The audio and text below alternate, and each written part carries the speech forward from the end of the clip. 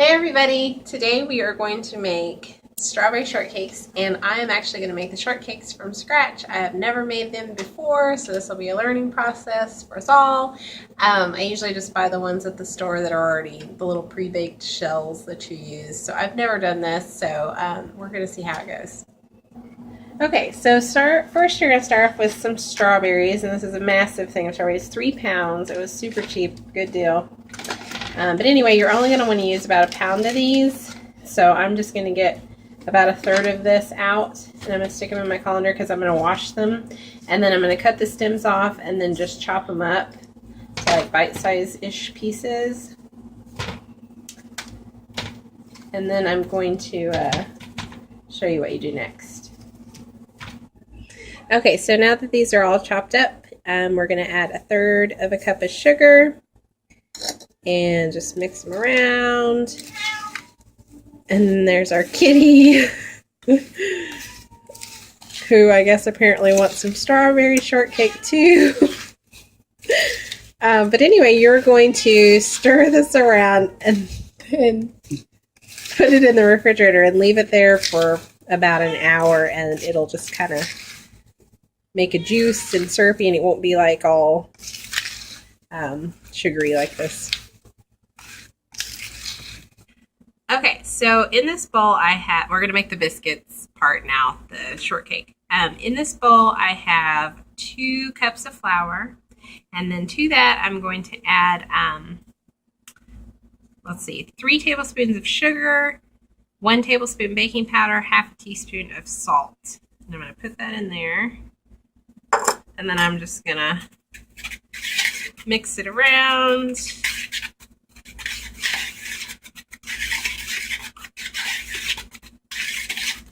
Okay, and then to this, I'm going to add, and one thing I want to say is that the reason why I cut these up so tiny is because it seems like it takes less time to cut the butter in, and I see a lot of people just glob it in there, and I just like to do it in little tiny pieces. But anyway, I'm going to just cut the butter into the dough until it's crumbly, and then I will be back. So my dough is crumbly. You just want to kind of like little balls like that, and make sure that your butter is always chilled when you do this, because I thought, oh well, it would work better if it was warmed up some or room temperature and many years ago, and then I learned my lesson. No, you use really cold butter. But anyway, besides that, we're going to go ahead and add our milk to this. But what you're going to want to do once you get it to this point is to make a little well in the bottom.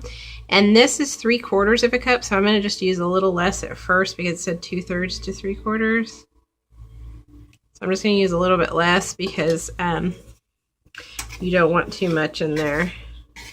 And you're basically just going to work this until it just about comes together. You don't want to overwork the dough, which is kind of the same way when you're making biscuits. So you just kind of want it to start to come together. And I'm going to say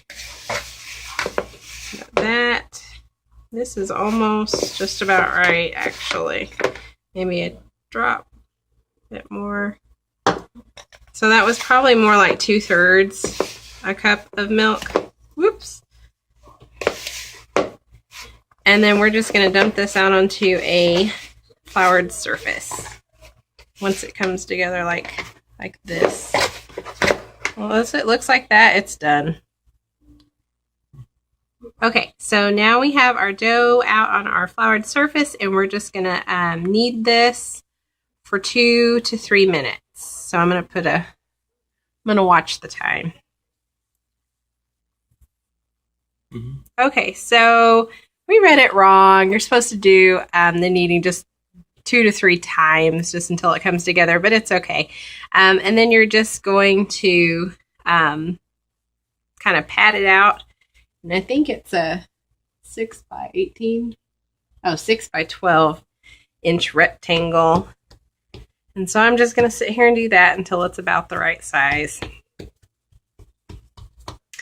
Okay, so I think it's about the right length and width, so I'm going to cut it down the middle. Try to. I don't ever do anything like straight or perfect. So, okay, so we're going to cut it down the middle, and then we're going to cut 4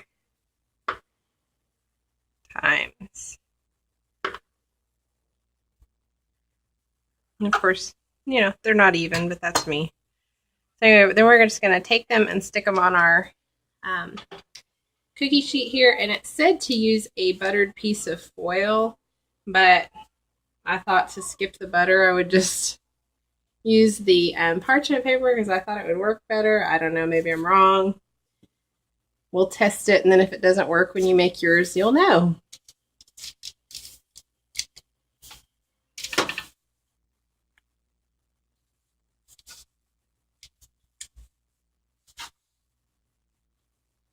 And I think that it said just to sprinkle these with a little bit of sugar on top. And then I preheated my oven for 450 degrees. I can't remember how long you cook them. How long? Okay, so I was wrong about the temperature on the oven. It's 425, and you're going to cook these for about 10 to 15 minutes until they've risen and they're golden brown. I'm going to brush some milk on top of these, and then I'm going to sprinkle them with some sugar, and then we're going to put them in the oven. And hopefully they come out, because I've never made these before. Okay. And then I don't have like the coarse sugar that you usually would probably use for this, but this will work.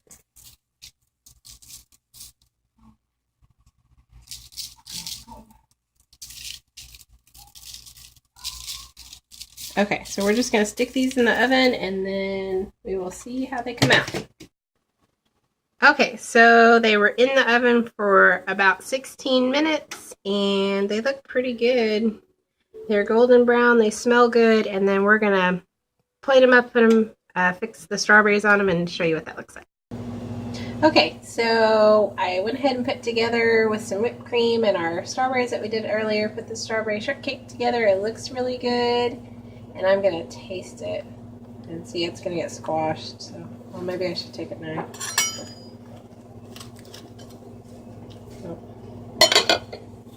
If I were eating this off camera, I would just be like digging in there and not caring.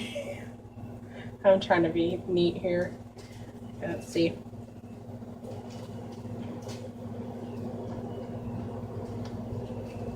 It was really good.